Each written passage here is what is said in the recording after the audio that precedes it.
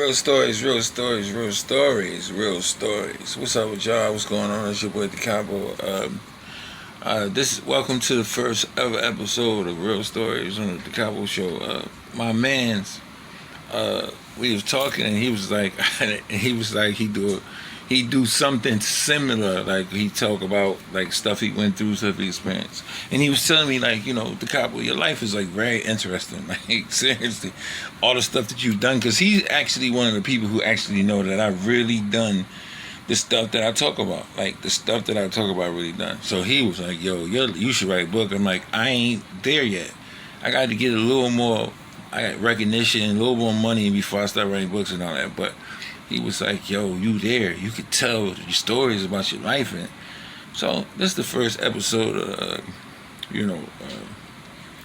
True Stories from Decopbo on the Decopbo Show. And, so I want to talk about the industry because people always ask me like, yo, you so hot compared to these rappers and all that right now. Like, why you not signed? Why you not signed? I heard you was signed. I heard you had a deal from Koch. Heard all this stuff. All that's right. Koch was gonna sign me, and I was gonna do everything. And I was down with the Critic Quest and Philly's Next, and it was a lot of people down.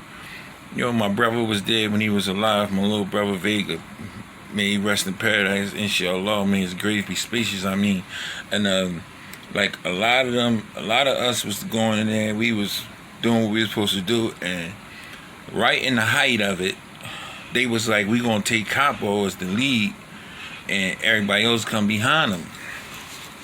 And I was cool with it, and I was down with it, and whatever, right?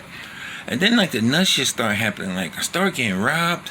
I started realizing that motherfuckers was burning me. I was like, I am not prepared for this type of shit. I know about the street. I see the work. If I'm on a block and the work pumping, I'm like, we running through too much shit for where my money at? Like, where is my money at? We running through too much. Like, I could just tell by the people grabbing whether or not we moving anything. But in the industry, you can't tell. It's like whoever got the laptop, whoever got the app, whoever getting the information, they the ones who run the city. You know what I mean? And that's just real shit. Like, just in case somebody don't know, it's like everything nowadays is done digital. But back in the day, we didn't know nothing about that digital shit. We knew about like selling CDs and shit like that. So it's like now everything streams digital, whatever. And like if you ain't got no access to that type of shit, then you're gonna be asked out. And I was getting burnt left and right. I was like, yo, motherfucker was doing Sixers halftime shows and doing songs for Cosmic Kev and doing songs top 5 and all this other shit. And like everybody was getting paid but me. Like this is something I can say. This is why I'm CEO and to the point why I get paid while I'm in my sleep. Because I know what to do now because of all the times I got burnt.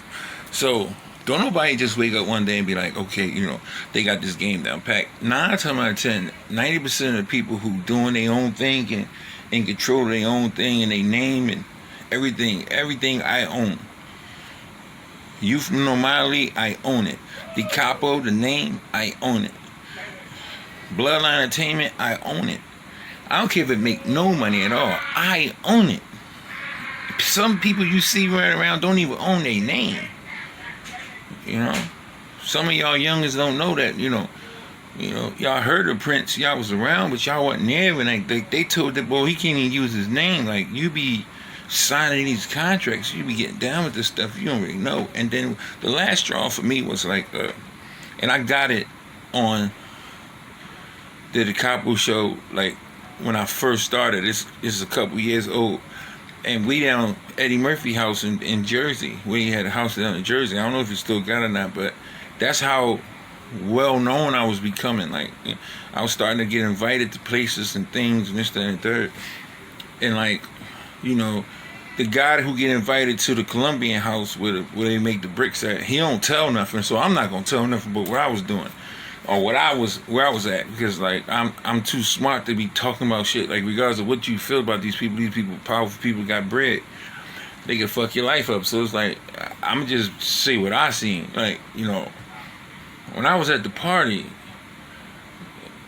I spent half of my time outside because when I first went in there, like, it was just some shit going on I was not cool with. Like, it was some shit going on I was not cool with at all. Like, at all. And you gotta think, I'm a straight motherfucker. If I'm telling you I'm not cool with something, that means it was like so much shit I had to process, and then everybody was acting normal. And, you know, I wasn't where I'm at with God right now. And, you know, I'm drinking like a fish. You know what I mean? I'm drinking like a fish. They gave us these big ass glasses with diamonds and shit around it. Like, it was absolutely wonderful. But, like, being as though these true stories and these stories that no one knows, like, it scared me. Like, I went outside and my man was recording the whole thing. And I just took the part when we was outside where all the cars was parked in. And I was doing the only thing I know how to do. Like, when I'm nervous, I either get really serious or really goofy. And I got really goofy. And because I got really goofy, right? Because I got really goofy, hold on. Because I got really goofy, like, it was the perfect time for him to record, because most people know me, like my sister Amber and everybody else. Like, when I'm goofy and I'm drunk or something like that, like, I'm one of the funniest motherfuckers whatsoever. They start rolling the cameras. I'm talking about the two boys in there dressed alike. These motherfuckers in there fighting. I'm talking about they fighting like Love and Hip Hop fighting, but this shit is in front of everyone. No one's paying attention. No one's paying attention to these two dudes who dressed alike fighting each other. Like, fighting out. I'm like, so, you know, I'm from North Philly. Like, the gay shit is around, but it's not, it wasn't never in my life to where as though, like, it was in my life. Like, I was uncomfortable with shit in that jump. Like, so, and then it was like, you know, it was times where all the women would disappear. And it'd be nothing but men and shit. And it's like, drinking, talking, and it's like, it was just too much weird shit going on for me. And I felt like if I kept going and doing stuff and going to these parties and doing other stuff, that I was going to get to a point where it's like a point of no return. Either I was going to get into something that I'm not supposed to get into, or see something that I wasn't supposed to see. And right then and there, I realized that, you know, that's just not for me. And I know some people might call me stupid, and some people might call me retarded. And I just had sons, and all my sons is really close together. And even though it's hard for me to see them right now, at the time I just couldn't see myself disappearing for 6-7 months out of the year, and like not seeing my kids or my sons. Like, it wasn't like I was going to be rich to the point I could say, hey man, fly out here, like puffing them. Like, I ain't had no money like that. So it was like, I just can't see myself doing it. And what I'm realizing now is that people make the most money behind the scenes, and I never knew that. I don't care if nobody know who I am. I don't care if nobody, because I'm going to get these checks cut. I'm going to have this writing promotion, and when it comes time to get, you know, when it comes time for you to get your royalties and get those checks and get paid, when it comes time to do all that background information, like these people were robbing me. The only difference is I'm not robbing them, I'm an artist, but at the same token, like, them checks will be written to me. And that's how I feel. Like, I don't care about being known no more. I used to want to be known until I figured out that the people known broke. Y'all don't know that. Yo, I hate to see y'all face when y'all figure out half of the people y'all be screaming for and talking about, it's broke. If they ain't going on tour, they broke. Like, I don't want to be known, everybody know who I am, I ain't got no fucking money. Like, no.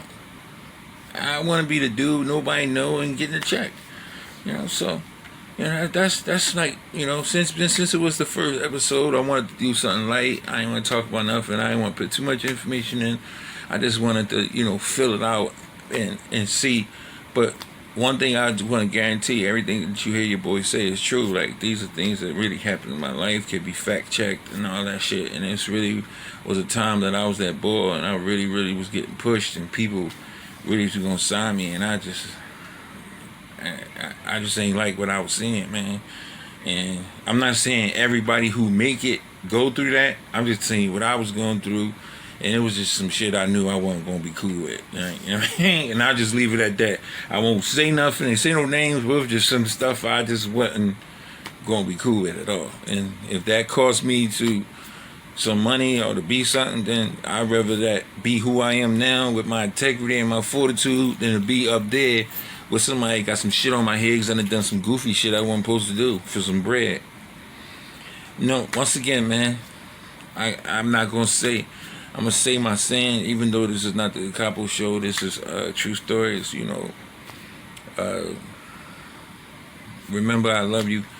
Not because I want something from you, I can gain anything from you. Remember that I love you because I'm a person of love, and that's what we do. Also, remember that, if you want to, you can have a great day on purpose. Not because you got paid or you got the woman of your dreams or the man of your dreams, simply because you woke up and you realize that that's a blessing in itself. And you could have a wonderful day, not by accident, but on purpose. And most importantly, remember that if you have something miserable in your life, you are the author of your misery, because just like you know you have something miserable in your life, you can remove what's making you miserable and no longer choose to be miserable.